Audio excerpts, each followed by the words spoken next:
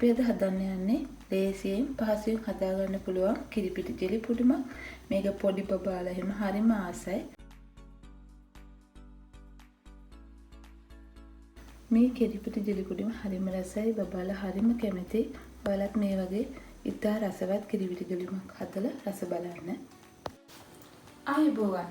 ඔයාලා හැමෝම අදුමීස් cooking channel එකට ආදරයෙන් පිළිගන්නවා.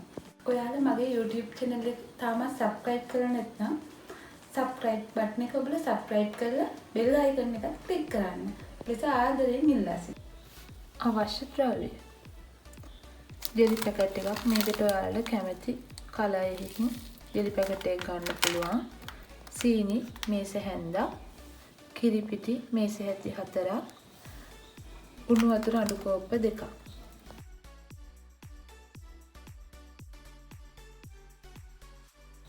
මුලින්ම අපි මේ ග්‍රෑම් 100 ජෙලි පැකට් එකෙන් 4න් එකක්, ඒ කියන්නේ ග්‍රෑම් 25ක් භාජනයකට දාගන්නවා.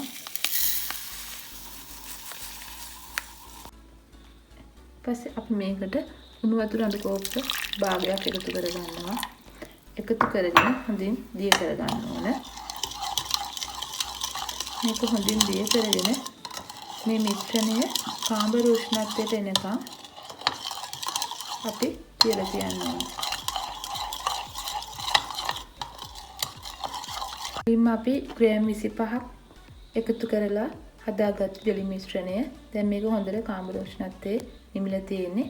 අපි දැන් පුඩිම හදාගන්න වාෂණය ගන්නවා. ඒකේ අපි හොඳට බටර් ගාලා තියෙන්නේ. දැන් මේකට අපි නිවාගත්තු ජෙලි මිශ්‍රණය එකතු කරනවා.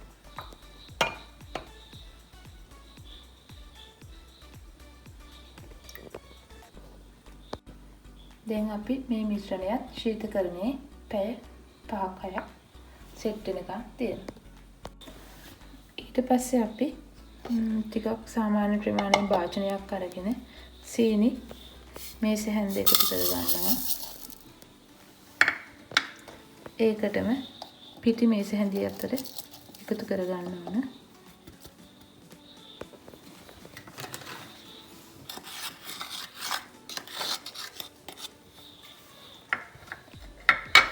අපි දැන් උණු වතුර අඩු කෝප්පේ ටිකක් එකතු කරගන්නවා. එකතු කරගෙන මේක හොඳට දිය කරගන්න ඕන.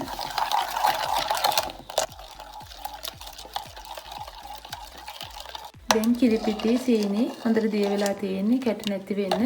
දැන් අපි ජෙලි පැකට් එකේ ඉතුරු ටික එකතු කරගන්නවා.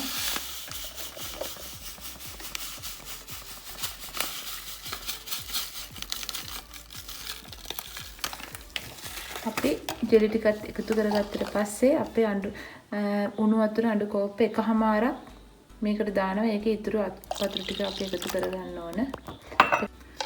දැන් අපි මේ මිශ්‍රණයට සම්පූර්ණයෙන්ම උණු වතුර අඩු කෝප්ප 1/2ක් එකතු කරලා තියෙන්නේ. මේ ටික දැන් හොඳට දිය කරගන්න ඕන. මේක හොඳට දිය කරගත්තට පස්සේ මේක නිමෙන්න තියලා පැය 5-6ක් විතර ශීතකරණයේ සෙට් වෙනකම් මේක අපි ශීතකරණයේ තියලා තියෙනවා.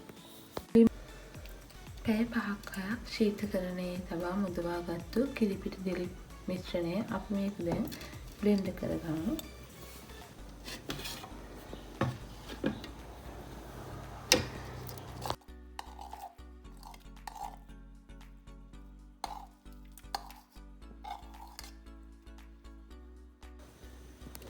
අපි දැන් මේ විනාඩි 3-4ක් හොඳට බ්ලෙන්ඩ් කරගන්නවා. අපි ජෙලි පැකට්ටයෙන් 4න් එකක් දාලා මුදවගත්තු ජෙලි මිශ්‍රණයට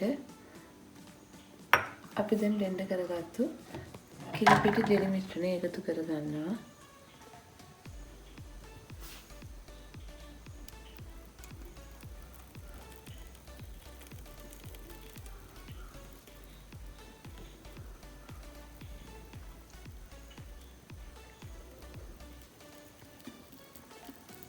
දැන් අපි මේ නැවතත් සෙට් වෙනකම් පැය 5-6ක් ශීතකරණයේ තියාගමු.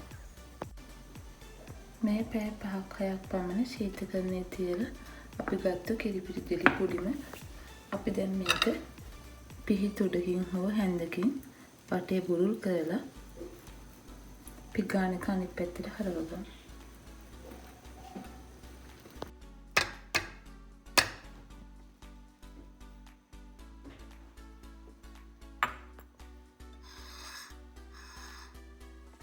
අපි මේ ලේසියෙන් පහසුවෙන් හදාගත්තු කිරිපිටි දෙලි පිදුම ඔයාලත් මේක හදන්න, රස බලන්න, ලයික් කරන්න, මගේ channel එක subscribe කරන්න, bell icon එක click කරන්න.